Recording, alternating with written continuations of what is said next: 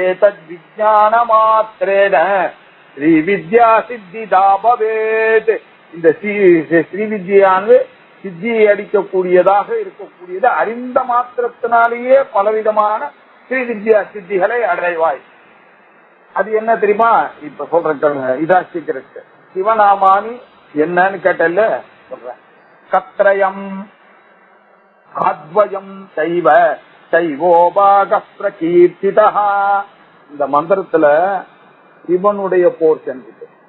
சிவசம்பந்தம் சைவம், சிவசம்பந்தமான பாகங்கள் சைவபாகா பிரகீர்த்திதா, நன்றாக சான்றோர்களால் எடுத்து உரைக்கப்பட்டது. என்ன சைவோபாகா பிரகீர்த்தி? அது என்ன சார் அப்படின்னா, கத்ரயம் அத்வயம் சைவ, கால ஆரம்பிக்கக்கூடியதான 3 அக்ஷரங்கள் இல்லையா, கால ஆரம்பிக்கக்கூடியதான 20 நாமாக்கள், 40 நாமாக்கள்.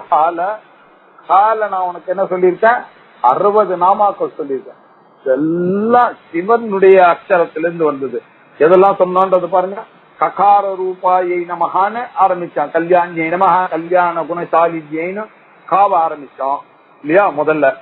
அதுக்கப்புறம் என்ன பண்ணோம், 2வது கூட்டத்துல அகாரத்துக்கு அப்புறமா போய் ககாரார்த்தாயை நமஹ, காலஹந்தே நமஹ, காமேஷ்யை நமஹ, காமிதார்த்ததாய நமஹ, காமசஞ்சீவன்யை நமஹ அப்படின்னு கால ஆரம்பிச்சார்.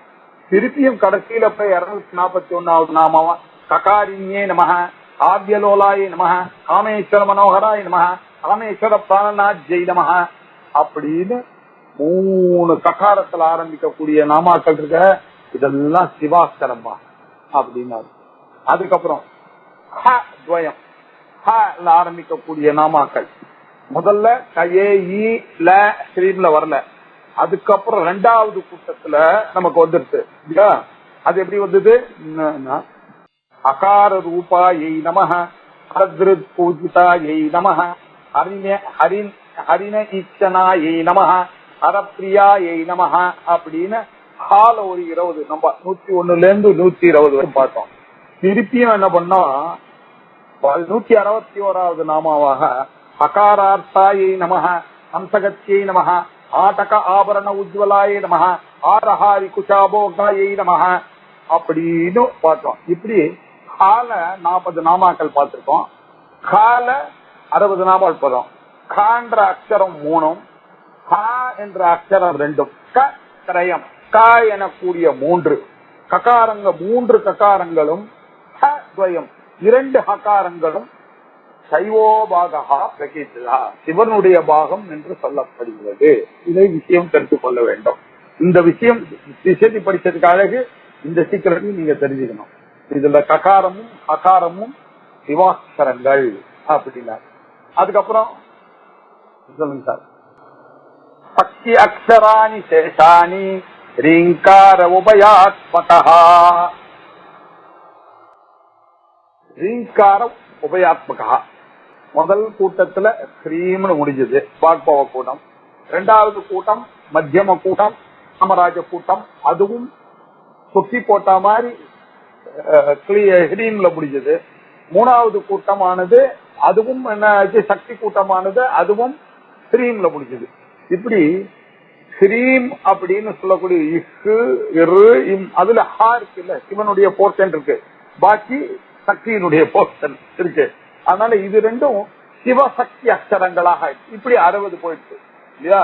நம்ம இங்க 30 பார்த்தோம், இன்னொரு 3 60, ஒரு 40 100, 100 போக இதுல ஒரு 60, 160 போயிடுச்சு. இன்னும் பாக்கி எவ்வளவு இருக்கு?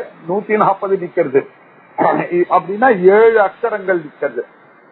7 அக்ஷரங்கள் என்ன அப்படின்னு பார்த்தோம்னாக்க எப்படி எல்லாம் பார்த்தோம். ஏகார ரூபா எய் நமஹ அப்படின்னு பார்த்தோம், ஈகார ரூபா எய் நமஹ அப்படின்னு பார்த்தோம். அதுக்கப்புறம் லகார ரூபா எய் நமஹ அப்படின்னு பார்த்தோம். அது முடிஞ்ச உடனே 3 ஆயிடுச்சா. அதுக்கப்புறம் ஸ்ரீமுக்கு போயிட்டோம். அதுக்கப்புறம் ஹ வந்துச்சு. ஹ வந்த பிறகு சகார ரூபா எய் நமஹ, சர்வஜ்ஞாயை நமஹ அப்படி பார்த்தோம். அதுக்கப்புறம் சிவாட்சரம் ஹ வந்தது. அதுக்கப்புறம் சிவாட்சர ஹ வந்தது. அதுக்கு பிறகு லா வந்துருச்சு, லகாராட்சியாயை நமஹ 181 இருந்து. அதுக்கப்புறம் ஸ்ரீங்காரம் வந்துட்டு அது உபயாட்சரமாக போயிடுச்சு. அதுக்கப்புறம் கடைசி கூட்டத்துல சகாராட்சியாயை நமஹ அப்படின்னு பார்த்தோம். அதுக்கப்புறம் கா வந்துட்டு அது சிவாட்சரமாக போயிடுச்சு. அதுக்கப்புறம் லகாரிண்யை நமஹ அப்படின்னு பார்த்தோம். அதுக்கப்புறம் ஸ்ரீங்காரம் வந்து இப்படி 7 நாமாக்கள் சக்தி அக்ஷரமாக. அப்படின்னா என்னன்னா ஸ்ரீம் தவிர இருக்கிறதெல்லாம் சக்தி அக்ஷரம் வச்சுங்க. சக்தி அக்ஷராணி சேஷாணி பாக்கி எல்லாம் எது பாக்கி என்னன்னா தத்தரயம் இல்லாம ஹத்வயம் இல்லாம ஸ்ரீங்கார தரயம் இல்லாம பாக்கி எல்லாமே சக்தி அக்ஷராணி சேஷாணி இவைகள்லாம் இப்படி அறிந்து கொள்ளும். ஏவம் விபாகம் அஜ்ஞாத்வா, இது தெரியாத யாராவது இருக்காரே ஆனால், நான் திரிசதி படிச்சிருக்கேன் சார் ஆனா இதெல்லாம் எனக்கு தெரியாது சார்னு சொல்றாரு. இந்த எக்ஸ்கியூஸ் நாட் அக்செப்டட்.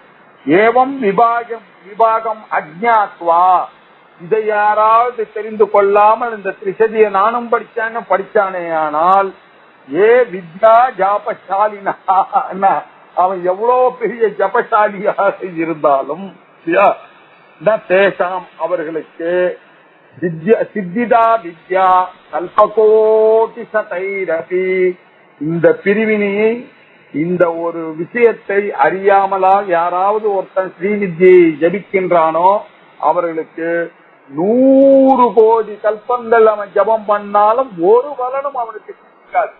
அப்படின்னா அது இவ்வளவு ரகசியமா இருக்கணும்ன்றத நம்ம பார்க்கணும். அவர் இன்னொருத்தர் திட்டத்துக்காக வந்தது அவ்வளவு வேல்யூபிள். உங்களுக்கு தெரிஞ்சுட்டோம் இல்லையா how blessed you are, how careful you have to be. இதெல்லாம் சாதாரண நாமாக்களா, இதெல்லாம் எல்லாம் சிவனால சொல்லப்பட்ட அச்சரங்கள்னால வந்த நாமாக்கள், சக்தியினால சொல்லப்பட்ட நாமாக்களாச்சு. இது எவ்வளவு கோப்பியமா இருக்கணும், எவ்வளவு அனுஷ்டானத்தோட இருக்கணும், எவ்வளவு ஆச்சாரத்தோட இருக்கணும், எப்படி இருக்கக்கூடிய பிஹேவியரா இருக்கணும், என்னுடைய வாக்குல இருந்து எப்படி எல்லாம் கண்டதெல்லாம் பேச முடியாது. இப்படி நினைச்சு நம்ம முன்னுக்கு வர்றதுக்காக சொல்லப்பட்டதுன்னு புரிஞ்சுக்கணும் இல்லையா. இன்னொருத்தர் வெய்யறதுக்காக இல்ல. அப்படின்னா என்ன அர்த்தம், இதெல்லாம் தெரியாம ஸ்ரீவித்யா ஜபம் பண்ணனா ஒரு பிரயோஜனம் இல்லப்பா, வேஸ்ட். அப்படின்னா நீங்க எந்த காரியம் பண்ணாலும் அதுல உங்களுடைய மைண்ட போட்டு அது என்னதுன்னு தெரிஞ்சுக்கணும். தெரிஞ்சுட்டு பண்ணோம் இல்லையா. எதேவ வித்யா கரோதி ததேவ வீரியவத்தரம் பவதி. வித்யா எதை காரியம் பண்ணாலும் அதுக்கு பலனானது இருக்கும். இல்லன்னா அதுக்கு உண்டான பலன் இருக்கு. அதனால ஒண்ணும் கவலைப்பட வேண்டாம் இல்லையா. இங்க எதேவ வித்யா கரோதி ததேவ வீரியவத்தரம் பவதி. வீரியவத்தாக ஆகும் சொன்ன வீரியமே இல்லாம அதுக்கு வீரியம் இருக்கு. சாதாரணமா பண்ணா வீரியம் இருக்கு. ஆனா இந்த சித்திகள் எல்லாம் வரணுமே ஆனால் அது என்ன பண்ணா இதெல்லாம் தெரிஞ்சுக்கிட்டு பண்ணணும் அப்படின்னு சொன்னார் இல்லையா. சொன்னார் சத்யக்ஷராணி சேஷாணி ஸ்ரீங்கார உபயாத்மகா ஏவம் விபாகம் அஜ்ஞாத்வா, இந்த விபாகத்தை அறியாதைக்கு எய்ஹி வித்யா ஜபஷா ஏ வித்யா ஜபசாலினஹா, எத்தனைதான் இந்த ஜபசாலினாக்க எக்ஸ்பர்ட்டா இருந்து அவன் பண்ணாலும் பிரயோஜனம் இல்லப்பா. இதெல்லாம் தெரிஞ்சுருக்கும். வெறுமை ஜபம் பண்ணி பூஜை பண்ணா பிரயோஜனம், இதெல்லாம் தெரிஞ்சுக்கிட்டு தான் பூஜை பண்ணணும். அப்பதான் அது பலவத்தாக இருக்கும். இல்லன்னா நானும் வாங்கிட்டேன் உபதேசம் நானும் பண்ணிட்டு இருக்கேன்னு சொன்னா அது பிரயோஜனம் இல்லப்பா.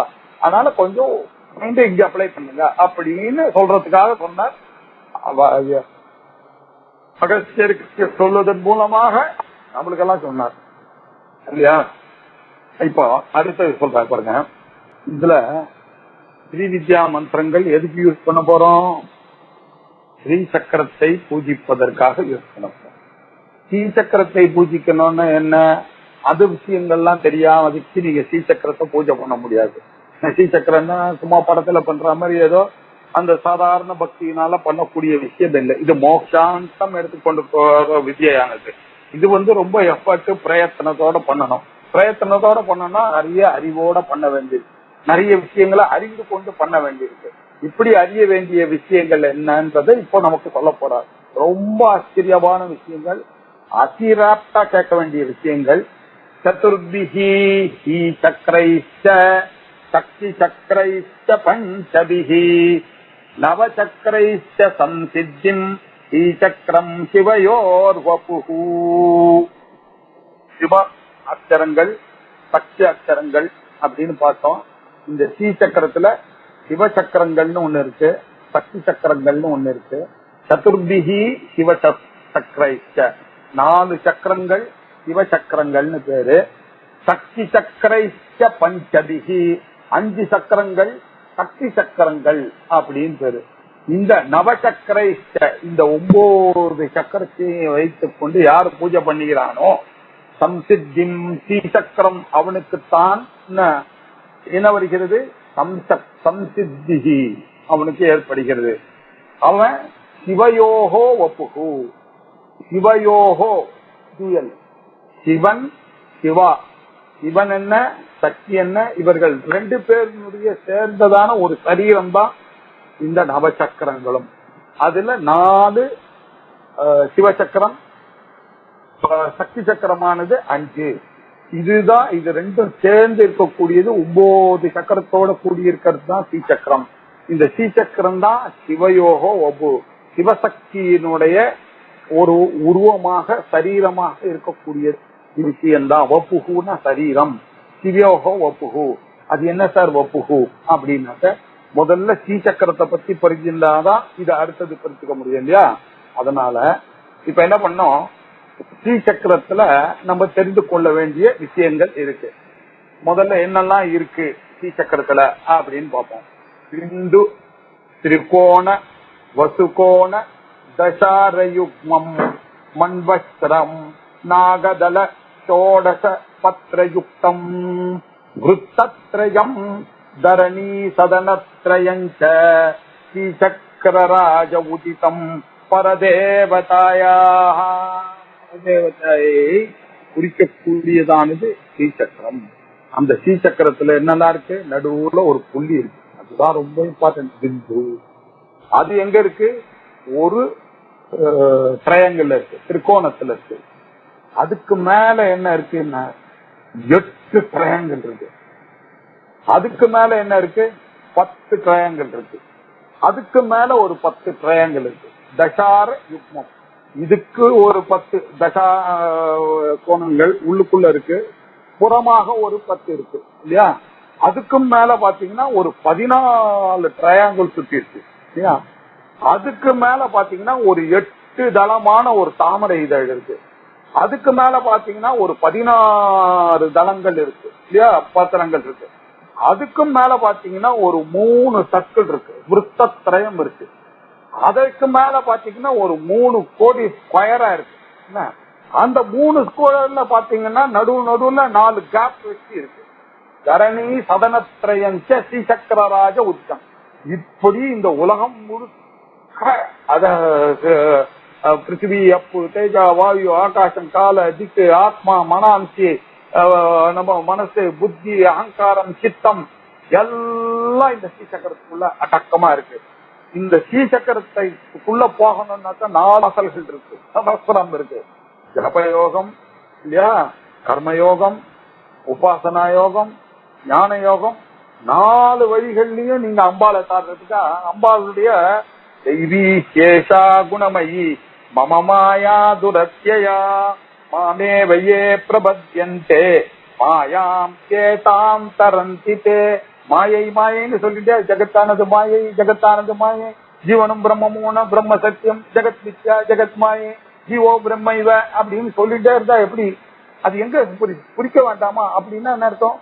இந்த பூஜையை பண்ணி இந்த மூலையின் மூலமாக இந்த 4 வழிகள்ல கர்மகாண்டம் மூலமாகவும் பக்தி காண்டம் மூலமாகவும் உபாசனையின் மூலமாகவும் ஞானங்கள் மூலமாகவும் உள்ள போய் அந்த பிந்து ஸ்தானத்தை அடைய வேண்டும். வெளியிலேந்து உள்ள நம்ம போகணும். இது எல்லாம் நிறைய போய் எக்கச்சக்கமா நம்ம மாட்டிட்டு இருக்கு. நம்மளுடைய புரட்சியானது முள்ளுல போட்டு மாட்டின்னு இருக்கு. ரொம்ப ஜாகிரதையா ஒவ்வொன்னா எடுத்தா தான் கிழியாம நம்ம உள்ள போக முடியும். சக்கர வியூகம் மாதிரி இருக்கு. அது உள்ள அப்படி பார்த்து ஜாகிரதையா போகணும்னா இந்த ஸ்ரீசக்கர பூஜையின் மூலமாக அந்த விஷயமானது நடந்தேறுகிறது. அப்படி இந்த மாயை தாண்டுவதற்கான ஒரு வழிய போட்டு கொடுத்திருக்கா, அதுதான் ஸ்ரீசக்கரம். அந்த ஸ்ரீசக்கரமானதுக்குள்ள போனோம்னாக்க இவ்வளவு விஷயங்கள் இருக்கு. பிந்து இருக்கு, திரிகோணம் இருக்கு, வசுகோணம் இருக்கு, தசார யுக்மம் இருக்கு, மண்வஸ்திரம் இருக்கு, நாகதளம் இருக்கு, சோடசதளம் இருக்கு, விருத்தத்ரயம் இருக்கு, பூத்திரயம் இருக்கு, 3 கோடு இருக்கு, அதுல 4 வாசல் வேற இருக்கு. இவ்வளவையும் தெரிந்து கொண்டு உள்ள போகணும் இல்லையா. இப்ப இதை தெரிஞ்சுக்கிறதுக்காக நம்ம இப்ப நான் இதெல்லாம் சொன்னா உங்களுக்கு பிந்து திருக்கோணம் வச்சுக்கோணும்னா எப்படி ஞாபகம் வச்சுக்க முடியும்? கொஞ்சம் ஒரு ஃபிகரேட்டிவா உங்களுக்கு கான்ஸ்டன்ட்னாக்க இதை நம்ம கொஞ்சம் புரிந்து கொள்ளலாம். மொத்தமா புரிஞ்சுக்கிறதுன்றது கஷ்டம்ன்றது அது வேற விஷயம். இருந்த வரைக்கும் நம்மளுடைய ஹிட்டறிவுக்கு நன்னா புரிந்து கொள்ள மாதிரி பண்ணணும்ன்றதுக்காக இப்ப என்ன பண்றோம், இதுலயே இப்ப உங்களுக்கு ஸ்ரீசக்கரத்தை காமிக்கிறதுக்கு ஏற்பாடு பண்ணிருக்கேன். இப்போ ஒருத்தர் ஸ்ரீசக்கரம் காமிப்பார், அதுல அந்த கலரை நம்ம ஐடென்டிஃபை பண்ணுவோம் இல்லையா? நான் உங்களுக்கு சொல்றேன். இப்போ முதல்ல பிந்து இல்லையா, சென்டர்ல இருக்கக்கூடியது பிந்து. சென்டர்ல இருக்கக்கூடியது இருக்கு இல்லையா, அந்த ட்ரையாங்கிளுக்குள்ள இருக்கக்கூடிய ஒரே ஒரு டாட் இருக்கு இல்லையா, அந்த டாட் தான் பிந்து. அந்த பிந்து இருக்கக்கூடிய ட்ரையாங்கிள் ஒண்ணு தெரியுது இல்லையா, இதுதான் திரிகோணம், இது ட்ரையாங்கிள்.